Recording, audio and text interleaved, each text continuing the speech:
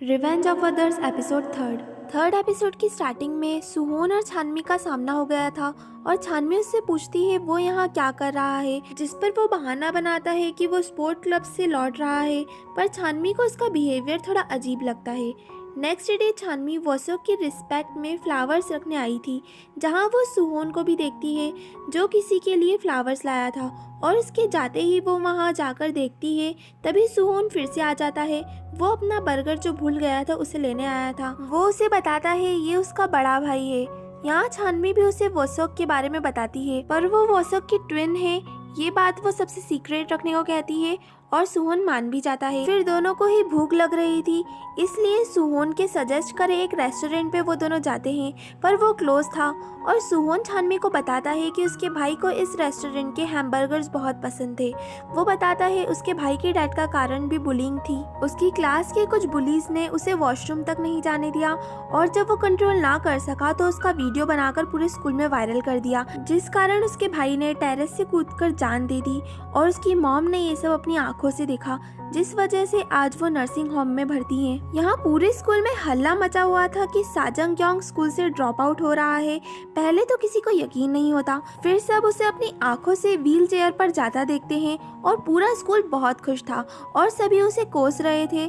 साथ ही साथ ये भी कह रहे थे कि निकल जाओ हमारे स्कूल से और दोबारा लौटकर कभी मत आना। सभी में ये बात भी फैल जाती है कि किसी ने कल रात उसके रूम में घुसकर उसे बहुत मारा और स्कूल ड्रॉप आउट करने की धमकी दी। सभी उस अटैक करने वाले को अपना हीरो मान रहे थे। यहाँ छानमी और सुहोन भी वापस आते हैं और जंक्योंग को स्कूल से जाता देखते हैं, पर सुहोन और छानमी को एक साथ स्कूल में एंटर होता देख जीहोन को फिर बहुत जलन होती है। नेक्स्ट सीन में फुटबॉल मैच हो रहा था, जहां जीहोन छानमी से पूछती है तुम सिहोन को डेट कर रही हो, पर छानमी के ना कहने पर उसकी जान में जान आती है। मैच सुहोन और गी ओसंग की क्लास के बीच था, पर गी ओसंग जानबूझकर सुहोन को धक्का दे देता है और उसके सिर पर लग जाने की वजह से वो बेहोश हो जाता है और उसे जल्दी से हॉस्पिटल ले जाया जाता है। जीहोन गी ओसंग से कहती है तुमने ये जानबूझकर किया ना, क्योंकि तुम्हें पता था तुम सुहोन से हार जाओगे। और दोनों तो हाथापाई पर उतर आते हैं, पर बाकी बच्चे उन्हें रोकते हैं। सुहोन को जब होश आता है तब जीहोन उसका वेट कर रही थी और फिर दोनों साथ में खाना खाने जा रहे थे, जहां हॉस्पिटल में तेसू भी आई थी सोनहा के डैड से मिलने।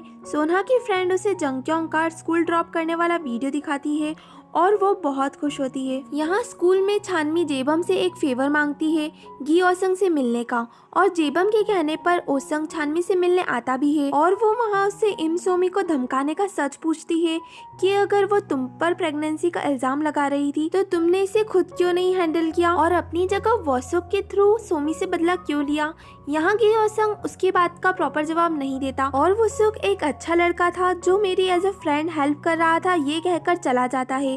उसके जाने के बाद छानमी देखती है वो अपना फोन वहीं भूल गया है, जिसे देने के लिए वो उसका पीछा कर उसे रोकने की कोशिश करती है, पर वो कार में बैठकर निकल चुका था। छानवी भी स्कूटर से उसका पीछा करते हुए उसके घर तक पहुंच जाती है और डोरबेल बजाती है, और वो ज्यादा शॉक तो तब हो जाती है जब जियोन को वहाँ से बाहर आता देखती है और जियोन भी उसको देखकर शॉक हो जाती है। वो जियोन से कुछ सवाल करती उससे पहले ही वो छानवी से मोबाइल लेकर वहाँ से चली जाती है, पर छानवी समझ ही नहीं पा रही थी कि जियोन और गी ओसंग एक साथ एक घर में। यहाँ जियोन बहुत गुस्से में गी ओसंग को अपना उसका फोन लौटाती है और कहती है छानवी ये देने घर आई थी और मुझे भी यहाँ देख लिया, और कल तक ये बात पूरे स्कूल में फैल जाएगी कि हम दोनों सिबलिंग्स है। असल में जियोन की मदर और ओसंग के फादर ने सेकंड मैरिज कर ली है, जिस मान से दोनों अब सिबलिंग है, पर उन दोनों ने ही आज तक ये बात स्कूल में कभी नहीं पता चलने दी। पर अब छानवी को सच पता चल चुका है। यहाँ तेसू को सोनहा के डैड वादे मुताबिक पैसे दे देते हैं और वो उसके बहुत शुक्रगुजार भी है। तेसू उन पैसों को सुहोन के ड्रॉर में रख देती है। नेक्स्ट डे जब छानवी स्कूटर पार्क करने गैरेज में आती है, गी ओसंग पहले से ही वहाँ उसका इंतजार कर रहा था।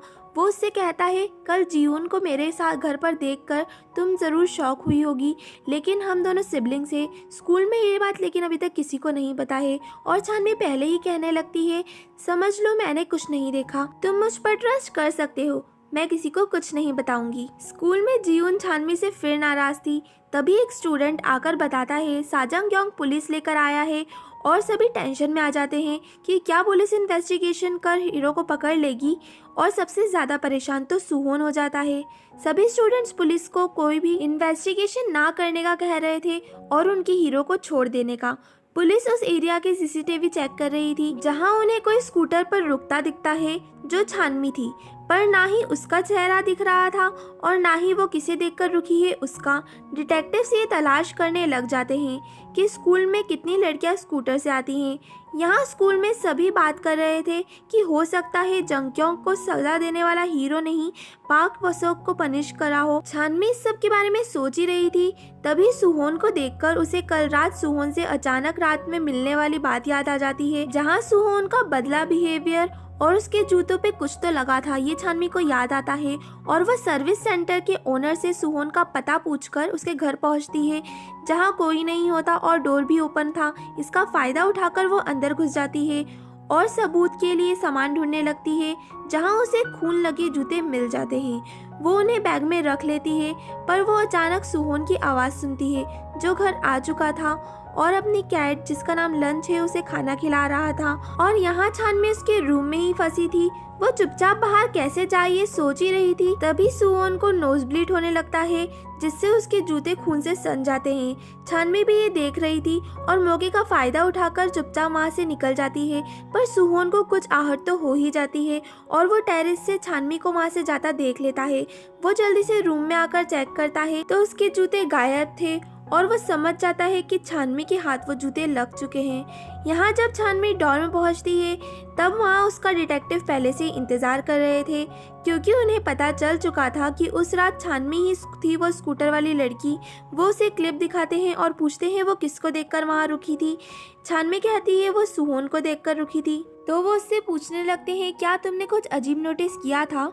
अब छानमी को उस दिन सुहोन का बिहेवियर डिफरेंट लगा था और तो और अब उसके पास उसके खून लगे जूते भी थे, पर छानमी ने डिटेक्टिव से क्या कहा ये हमें नहीं दिखाया जाता और सीन सुहोन पर शिफ्ट हो जाता है और डिटेक्टिव्स अब उससे मिलने आए थे। उनके पूछने पर कि वो इतनी रात को छानमी से कैसे मिला, वो कहता है कि वो अपनी बाइक लेने जा रहा था क्लब से फ्री होकर और वो उस गली में छानमी से मिला, पर फीमेल डिटेक्टिव उसके शूज़ पर ब्लड नोटिस कर लेती है जो उसे बहुत स्ट्रेंज लगता है। नेक्स्ट डे जब सुहोन बाइक पार्क करने गैरेज आता है तब वहाँ छानमी उसका पहले से ही इंतज़ार कर रही थी और पूछती है क्या डिटेक्टिव्स तुमसे मिलने आए थे, जिस पर वो कहता है इतनी भोली बनने की एक्टिंग मत करो, मुझे पता है उन्हें तुमने ही भेजा था, आखिर मेरे शूज़ भी तो तुमने ही कल चुराए थे। जिस पर वो उससे माफ़ी मांगती है और उसके शूज़ भी उसे रिटर्न करती है। असल में उसने कल सुहोन के शूज़ नोज ब्लीड से ख़राब होते देखे थे, तो उसे लगा कि ये शूज़ भी जो उसने चुराए हैं उसमें भी कुछ ऐसा ही हुआ होगा। सुहोन शूज़ लेकर जाने लगता है, पर फिर रुककर छानमी से कहता है तुम अपने भाई की डेथ का पता लगाने ट्रांसफ़र हुई हो ना, और मैं जानता हूँ तुम सोच रही हो उस हीरो ने वसोक की जान ली है, पर हीरो ने ऐसा कुछ नहीं करा और तुम वापस बुसान लौट जाओ। छानमी उससे पूछती है ये सब तुम्हें कैसे पता। वो कुछ नहीं कहकर जाने लगता है, पर छानमी तो उसके पीछे ही पड़ जाती है जवाब लेने के लिए। और क्लास में छानमी को सुहोन से ऐसे पूछताछ करता देख जीउन छानमी से सुहोन को परेशान ना करने का कहती है और उन दोनों की आपस में बहस चालू हो जाती है, जिसमें जीउन कहती है तुम समझती हो मेरा एक सीक्रेट जानती हो तो तुम कुछ भी करोगी, पर छानमी ये कहकर चली जाती है मैं तुम्हारे सीक्रेट का क्या अचार डालूंगी, तुम्हारे सीक्रेट से या तुमसे मुझे रत्ती भर भी फर्क नहीं पड़ता।